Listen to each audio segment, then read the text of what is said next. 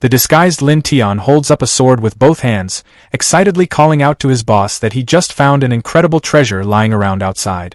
In response, heavy, green, clawed feet step forward onto the rocky ground.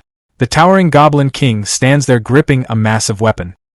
He angrily reminds his subordinate of the hierarchy, stating that lowly grunts need to kneel, greater goblins need to bow, and even hero-class ones have to lower their heads in his presence. A system panel pops up, officially revealing the oversized boss as GOBLIN, a level 95 Goblin King stacked with monstrous stats and packing a highly dangerous skill called Cocoon Rebirth. The Goblin King's eyes glow red as the shiny new weapon catches his attention. He snatches the raised sword to inspect it, completely shocked to find a high-tier magic item, and demands to know where the grunt got his hands on it. From under his hood, the disguised Lin Tian flashes a wide, sinister smile and casually repeats that he just found it outside. GOBLIN praises the find, declaring that the tribute is more than enough to spare his pathetic life. Meanwhile, a short distance away, two human adventurers watch the entire exchange from behind a rock. One of them stares in absolute disbelief, wondering how on earth a tiny grunt managed to stumble across a Tier 8 magic item. Hiding together, the two adventurers whisper frantically. They realize that with the Goblin King now wielding such a broken weapon, their raid just got a whole lot harder. Back at the standoff, Lin Tian looks up from his kneeling position and casually mentions that he actually has one more item to show him. This instantly pisses off the boss. GOBLIN yells down at the disguised goblin, furiously demanding to know who gave this lowly trash permission to speak and asking if he has a death wish. Down below, a green fist clenches tightly, trembling with restrained anger. In the darkness of his own mind, Lin Tian weighs his options. He realizes that if he kills the boss right now and accidentally triggers that annoying Cocoon Rebirth skill, the fight will drag on, basically handing a free and easy victory to those hiding humans. Changing his approach, Lin Tian points off into the distance right behind GOBLIN's back, casually informing the boss that there are a bunch of humans hiding up there. The giant goblin pauses and slowly turns his head to look over his shoulder. His gaze locks directly onto the adventurers, who are practically standing out in the open near the cave entrance.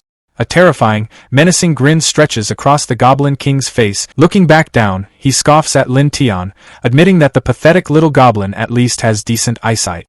Without hesitation, a massive, blinding green energy blast erupts forward as the boss unleashes his attack. As the chaos unfolds, the disguised Lin Tian stands off to the side, smiling wickedly with glowing red eyes. He quietly admits to himself that he really just wants to see exactly how strong that Cocoon Rebirth skill actually is. The Goblin King finds himself completely surrounded by four human adventurers. A purple-haired adventurer grits his teeth in frustration, angrily admitting how humiliating it is that a lowly goblin managed to see right through their hiding spot. But GOBLIN isn't intimidated in the slightest.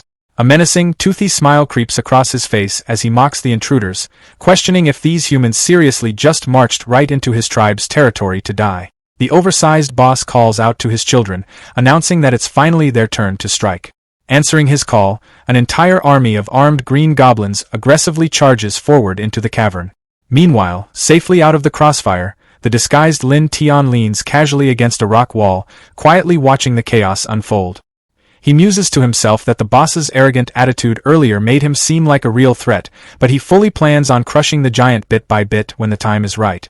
Down in the fray, a female adventurer suddenly retaliates, unleashing a massive, blinding yellow energy blast directly at the enemy.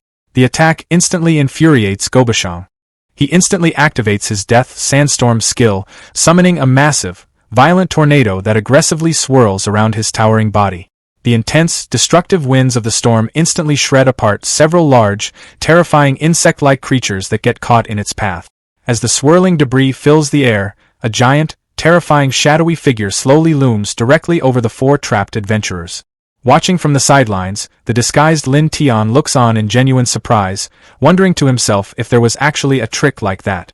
Down in the cavern, system text pops up directly over one of the giant insect monsters, revealing its combat power sitting at an intimidating 3,000. A thought crosses the tiny goblin's mind, realizing that these sandworms originally only had a combat power of 2,000, meaning their strength just suddenly shot up by a massive margin. Down in the fight, the female adventurer steps up and fiercely activates her destructive explosive flame skill. Without hesitation, a massive, roaring pillar of fire erupts forward. The intense flames completely engulf the giant insect monster in a blazing inferno. As the attack finishes, Thick smoke and dust violently swirl across the rocky ground. But as the haze clears, the terrifying sandworm steps right out of the smoke, completely unharmed by the devastating attack. The four human adventurers huddle tightly together, completely surrounded by the looming shadows of the monster horde. One of them nervously asks the captain what they should do now, absolutely terrified that they can't even put a single scratch on these beasts. The captain instantly yells at them not to panic. Suddenly, he shouts out, calling upon his super sword technique, the Harris Greatsword. Charging forward, the purple-haired adventurer unleashes a massive, glowing slash directly into the monster's shell. Watching the desperate counterattack from the darkness, he quietly admits to himself that these humans actually had a hidden trick up their sleeves all along, feeling incredibly thankful that he didn't recklessly rush into the fight earlier. Down below, the Goblin King frantically runs toward the massive, bloody corpse of one of his giant insect monsters, desperately crying out for his precious children not to die. He screams into the cavern that he is entirely relying on them to help him conquer the Kingdom of Swords and build his grand empire. Panicking over the heavy losses, the oversized boss extends his arm and frantically orders all of his surviving monsters to immediately retreat and dispel the massive sandstorm. The terrifying mandibles of a giant insect monster clatter loudly as the beasts obey the command and begin to fall back into the darkness. However, the sudden retreat leaves Gobashang completely wide open. Seizing the perfect opening, two of the human adventurers instantly charge straight toward the distracted boss, declaring that this is finally their chance to strike. Without hesitation, one of the adventurers shouts out the order to kill him and aggressively activates her super magic, violently shooting massive, glowing dragon-binding chains straight forward across the battlefield. This certified baddie is tied to a tree in the dark forest. She's giving total damsel in distress energy, expecting some Sigma male with W-Riz to swoop in and save her. Instead, our reincarnated MC, Gorls, rolls up. But he isn't playing the simp. This absolute Chad just stares at her ropes and hits her with the ultimate toxic fuckboy line, asking if she's just practicing for some kinky bondage. He ignores her tears and effortlessly mogs a squad of hidden human hunters like they're nothing. Meanwhile, back at the fortress, the guard captain is in his office getting his weapon handled by a desperate pick-me girl. He's feeling like a top 1% high-value alpha. But just as he's about to reach his peak, a soldier bursts in.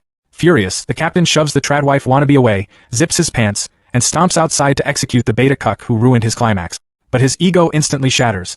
Sitting in his courtyard is a massive mountain of bloody armor from his elite squad. Turns out, Gorls didn't just survive. He scored a private VIP session with an exotic goblin girl boss. This literal material girl loved his tragic backstory so much, she let him completely explore her inventory. Now, buffed to the moon and leading a monster army, Gorls is marching to the fortress to show that soyboy captain what a real alpha looks like. For a full recap, check out the channel and the link in the description.